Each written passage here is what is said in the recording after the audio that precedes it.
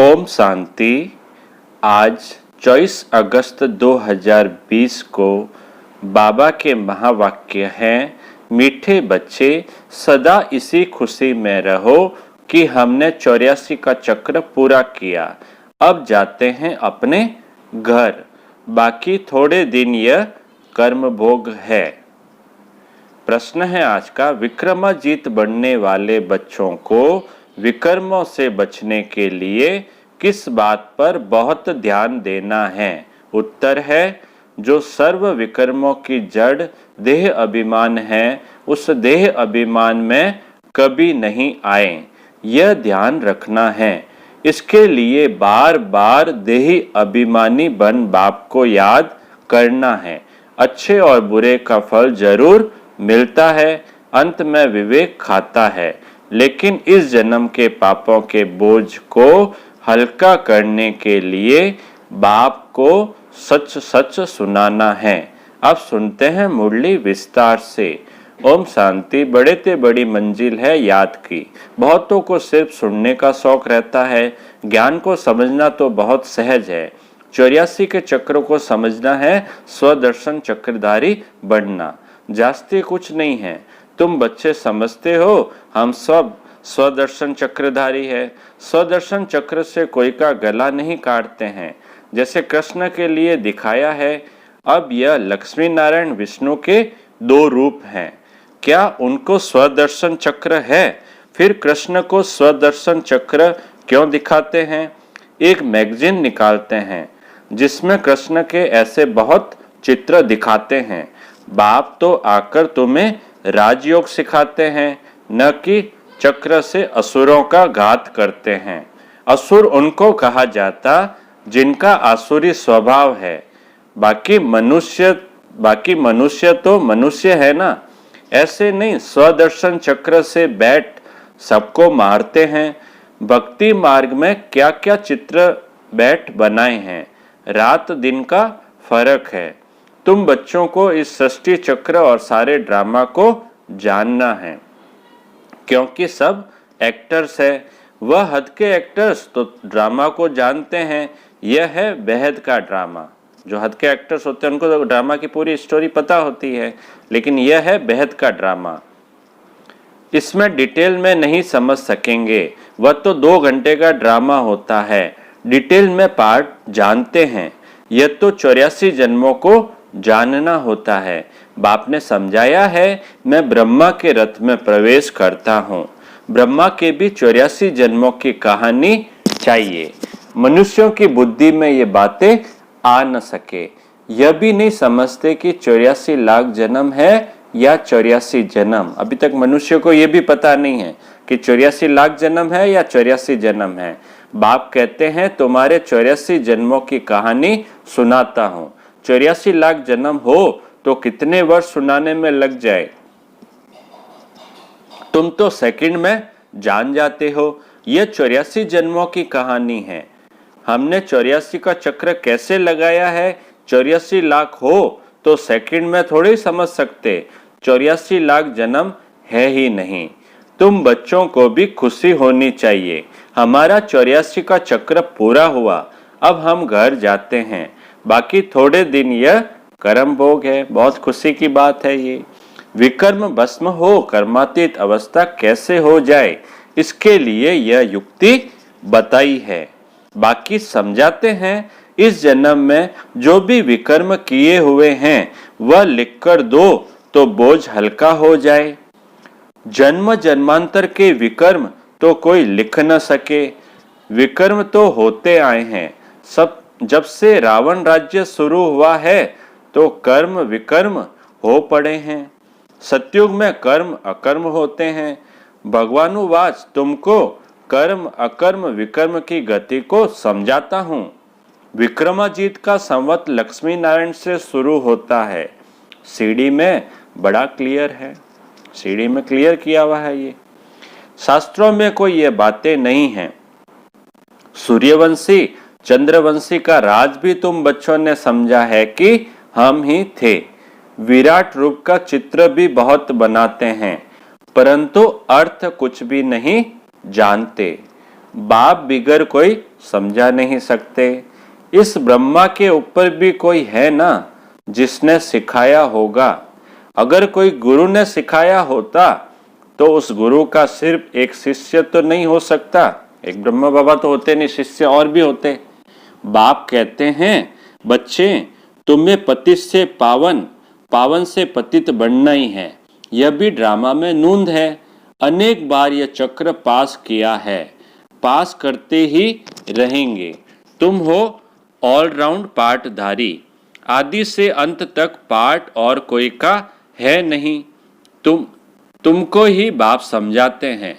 फिर तुम यह भी समझते हो कि दूसरे धर्म वाले फलाने फलाने समय पर आते हैं। तुम्हारा तो ऑलराउंड पार्ट है। क्रिश्चियन के लिए तो नहीं कहेंगे कि सतयुग में थे, वह तो द्वापर के बीच में आते हैं।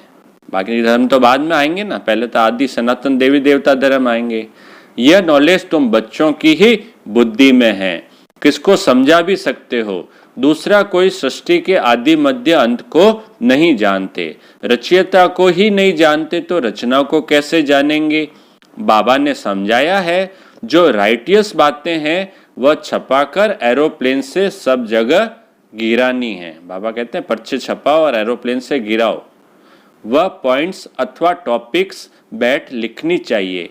बच्चे कहते हैं काम नहीं है। बाबा कहते हैं यह सर्विस तो बहुत है, यहाँ एकांत में बैठ यह काम करो। जो भी बड़ी बड़ी संस्थाएं हैं, गीता पाठशालाएं आदि है, उन सबको जगाना है, सबको संदेश देना है। यह पुरुषोत्तम संगम युग है। जो समझदार होंगे वह झट समझेंगे। जरूर संगम युग पर ही नई दुनिया की स्थापना और पुरानी दुनिया का विनाश होता है। सतयुग में पुरुषोत्तम मनुष्य होते हैं। यहाँ है आसुरी स्वभाव वाले पतित मनुष्य। यह भी बाबा ने समझाया है। कुंभ का मेला आदि जो लगता है, बहुत मनुष्य जाते हैं स्नान करने। क्यों स्नान करने जाते हैं? पावन होना है। तो जहाँ जहाँ मनुष्य स्नान करने जाते हैं वहाँ जाकर सर्विस करनी चाहिए। मनुष्यों को समझाना चाहिए यह पानी कोई पतित पावनी नहीं है। तुम्हारे पास चित्र भी है। गीता पाठशालाओं में जाकर ये पर्चे बांटने चाहिए। बच्चे सर्विस मांगते हैं, यह बैठकर लिखो। गीता का भगवान परम पिता परमात्मा शिव है, न कि श्री कृष्ण। फिर उनकी बायोग्राफी लिखो, फिर आप पे ही वह जज करेंगे। यह पॉइंट्स भी लिखनी है कि पतित पावन कौन। फिर शिव और शंकर का भेद भी दिखाना है। शिव और शंकर में अंतर होता है ना, वो भी समझाना है। पतित पावन कौन है वो भी बताना है। शिव अलग है, शंकर अलग है। यह भी बाबा ने समझाया है। कल्प 5000 वर्ष का है। मनुष्य 84 जन्म लेते हैं, न कि 84 लाख। यह मुख्य मुख्य बातें शॉर्ट में लिखनी चाहिए। जो एरोप्लेन से भी गिरा सकते हैं, समझा भी सकते हैं। यह जैसे गोला है, इसमें क्लियर है फलाने फलाने धर्म फलाने फलाने समय पर स्थापन होते हैं। तो यह गोला भी होना चाहिए। इसलिए मुख्य 12 चित्रों के कैलेंडर्स भी छपवा सकते हो। प्रदर्शनी के चित्र होते हैं ना, उनको छपवाना है, जिसमें सारा ज्ञान आ जाए और सर्विस सहज हो सके। यह चित्र बिल्कुल जरूरी है। कौन से चित्र बनाते हैं, क्या क्या पॉइंट्स लिखनी चाहिए, यह बैठ लिखो। तुम गुप्त वेश में इस पुरानी दुनिया का परिवर्तन कर रहे हो। अननोन वॉरियर्स हो, तुमको कोई नहीं जानते। बाबा भी गुप्त, नॉलेज भी गुप्त। इनका कोई शास्त्र आदि बनता नहीं और धर्म स्थापक के बाइबल आदि छपते हैं, जो पढ़ते आते हैं, हर एक के छपते हैं। तुम्हारा फिर भक्ति मार्ग में छपता है। अभी नहीं छपना है, क्योंकि अभी तो ये शास्त्र आदि सब खत्म हो जाने हैं। अभी तुमको बुद्धि में सिर्फ याद करना है। बाप के पास भी बुद्धि में ज्ञान है। कोई शास्त्र आदि थोड़े ही पढ़ते, वह तो नॉलेजफुल है। बाबा तो नॉलेजफुल है। ज्ञान का सागर है। नॉलेजफुल का अर्थ फिर मनुष्य समझते हैं सबके दिलों को जानने वाला। भगवान देखते हैं तब तो कर्मों का फल देते हैं। बाप कहते हैं यह ड्रामा में नूंद है। ड्रामा में जो विकर्म करते हैं तो उनकी सजा होती जाती है। अच्छे व बुरे कर्मों का फल मिलता है। उसकी लिखत तो कोई है नहीं। मनुष्य समझ सकते हैं जरूर कर्मों का फल दूसरे जन्म में मिलता है। अंत घड़ी विवेक फिर बहुत खाता है। अंतिम घड़ियां होती है ना, जब उस समय विवेक बहुत खाता है। हमने यह पाप किए हैं सब याद आता है। जैसा कर्म वैसा जन्म मिलेगा। अभी तुम विक्रमाजीत बनते हो तो कोई भी ऐसा विकर्म नहीं करना चाहिए। बड़े ते बड़ा विकर्म है देह अभिमानी बनना। बार बार कहते हैं, बाबा बार बार कहते हैं देही अभिमानी बन, बाप को याद करो, आत्मा समझ बाप को याद करो, ऐसा बाबा कहते हैं ना। पवित्र तो रहना ही है। सबसे बड़ा पाप है काम कटारी चलाना। यही आदि मध्य अंत दुख देने वाला है। इसलिए सन्यासी भी कहते ये काग विष्टा समान सुख है। वहां दुख का नाम नहीं होता, यहाँ दुख ही दुख है। इसलिए सन्यासियों को वैराग्य आता है, परंतु वह जंगल में चले जाते हैं। जब उनको वैराग्य आता है तो साधु संत सन्यासी कहाँ चले जाते हैं? जंगल में चले जाते हैं। उन्हों का है हद का वैराग्य, तुम्हारा है बेहद का वैराग्य। यह दुनिया ही छीछी है।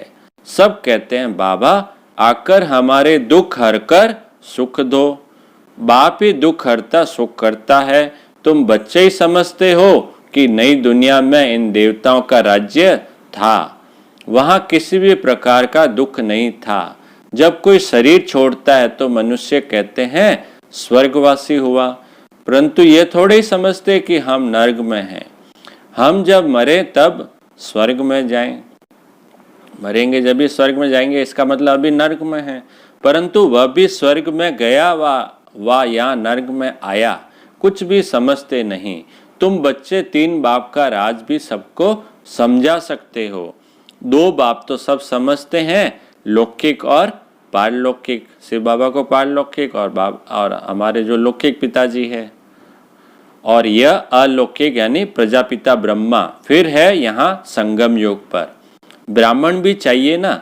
वह ब्राह्मण कोई ब्रह्मा के मुख वंशावली थोड़े ही हैं। जानते हैं ब्रह्मा था, इसलिए ब्राह्मण देवी देवता नमक कहते हैं। यह नहीं जानते कि किसको कहते हैं। कौन से ब्राह्मण? तुम हो पुरुषोत्तम संगम योगी ब्राह्मण, वह है कलयुगी। यह है पुरुषोत्तम संगम युग, जब तुम मनुष्य से देवता बनते हो।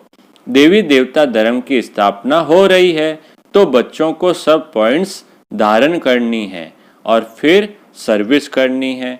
पूजा करने व श्राद्ध खाने पर ब्राह्मण लोग आते हैं, उनसे भी तुम चिट चैट कर सकते हो। तुमको सच्चा ब्राह्मण बना सकते हैं। अभी भादों का मास आता है, सभी पितरों को खिलाते हैं। वह भी युक्ति से करना चाहिए, नहीं तो कहेंगे कि ब्रह्मा कुमारियों के पास जाकर सब कुछ छोड़ दिया है। ऐसा कुछ नहीं करना है जिसमें नाराज हो। युक्ति से तुम ज्ञान दे सकते हो, ब्राह्मणों को भी ज्ञान देना है। जरूर ब्राह्मण लोग आएंगे तब तो ज्ञान देंगे ना। इस मास में तुम ब्राह्मणों की बहुत सर्विस कर सकते हो। श्राद्ध का जो मास होता है ना, उस समय तुम ब्राह्मण तो प्रजापिता ब्रह्मा की औलाद हो। बताओ ब्राह्मण धर्म किसने स्थापन किया? तुम उन्हों का भी कल्याण कर सकते हो घर बैठे। जैसे अमरनाथ की यात्रा पर जाते हैं तो वे सिर्फ लिखत से इतना नहीं समझेंगे, वहां बैठ समझाना चाहिए। हम तुमको सच्ची अमरनाथ की कथा सुनाएं। अमरनाथ तो एक को ही कहा जाता है। अमरनाथ अर्थात जो अमरपुरी स्थापन करे। और अमरपुरी क्या है? वह है सतयुग। ऐसे सर्विस करनी पड़े, वहां पैदल जाना पड़ता है। जो अच्छे अच्छे बड़े बड़े आदमी हो उनको जाकर समझाना चाहिए। बाबा कहते हैं जो बड़े बड़े आदमी, अच्छे अच्छे आदमी, वीआईपी है, उनको जाकर समझाना चाहिए। सन्यासियों को भी तुम ज्ञान दे सकते हो, तुम सारी सृष्टि के कल्याणकारी हो। श्रीमत पर हम विश्व का कल्याण कर रहे हैं। बुद्धि में ये नशा रहना चाहिए, बुद्धि में हमेशा ये रहना चाहिए कि हम श्रीमत पर चलकर पूरे विश्व का कल्याण कर रहे हैं। अच्छा अच्छा मीठे मीठे सिकिल अदे बच्चों प्रति माता पिता बाप दादा का याद प्यार और गुड मॉर्निंग। रूहानी बाप की रूहानी बच्चों को नमस्ते। हम रूहानी बच्चों की रूहानी बाप दादा को याद प्यार, गुड मॉर्निंग और नमस्ते नमस्ते नमस्ते। अब सुनते हैं धारणा के लिए मुख्य सार। पहला पॉइंट है, जब एकांत व फुर्सत मिलती है तो ज्ञान की अच्छी अच्छी पॉइंट्स पर विचार सागर मंथन कर लिखना है। सबको संदेश पहुंचाने व सबका कल्याण करने की युक्ति रचनी है। दूसरा पॉइंट है, विकर्मों से बचने के लिए देही अभिमानी बन बाप को याद करना है। अभी कोई भी विकर्म नहीं करना है। इस जन्म के किए हुए विकर्म बाप दादा को सच सच सुनाने हैं। वरदान है आज का, संपन्नता द्वारा संतुष्टता का अनुभव करने वाले सदा हर्षित विजयी भव। संपन्नता द्वारा संतुष्टता का अनुभव करने वाले सदा हर्षित विजयी भव। विस्तार है, जो सर्व खजानों से संपन्न है वही सदा संतुष्ट है। संतुष्टता अर्थात संपन्नता। जैसे बाप संपन्न है इसलिए महिमा में सागर शब्द कहते हैं, ऐसे आप बच्चे भी मास्टर सागर अर्थात संपन्न बनो तो सदा खुशी में नाचते रहेंगे। अंदर खुशी के सिवाय और कुछ आ नहीं सकता।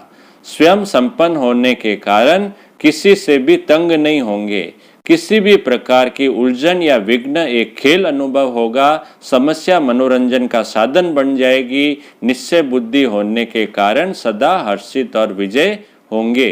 स्लोगन है, नाजुक परिस्थितियों से घबराओ नहीं, उनसे पाठ पढ़कर स्वयं को परिपक्व बनाओ। अच्छा, ओम शांति।